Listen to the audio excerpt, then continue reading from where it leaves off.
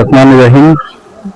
আজকে মরহুমা যে খালেদা জিয়া, যিনি দেশে বিদেশে যে আজকে যে ওনার যে প্রশংসা, ওনার প্রশংসায় আমরা সবাই গর্বিত এবং আমরা শোকাহত।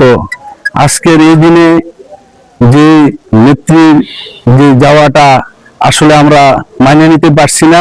আজকে আমার ২ নং ওয়ার্ডের যুবদলের সভাপতি, সম্মানিত সভাপতি জনাব সাকাত হোসেন অদূত যে দোয়ার আয়োজন করেছেন, এই দোয়ার আয়োজনে আমাদের উপস্থিত আছেন আমার যুবদলের সাধারণ সম্পাদক জনাব খাজা মিয়া এবং উপস্থিত আছেন আমার সাংগঠনিক সম্পাদক জনাব মুতার হোসেন স্বপন। উপস্থিত আছেন বিএনপির জয়েন্ট সেক্রেটারি জনাব সোহেল খান। উপস্থিত আছেন আমাদের কৃষক দলের সাধারণ সম্পাদক জনাব কিবরিয়া। উপস্থিত অসংখ্য নেতৃবৃন্দ, আসসালামু আলাইকুম। আসলে আজকে যার স্মৃতিচারণ করার জন্য আমাকে বলা হয়েছে, আসলে তার স্মৃতিচারণ করে আমাদের দিনের পর দিন শেষ হয়ে যাবে, তার ওনার স্মৃতিচারণ শেষ হবে না। আমি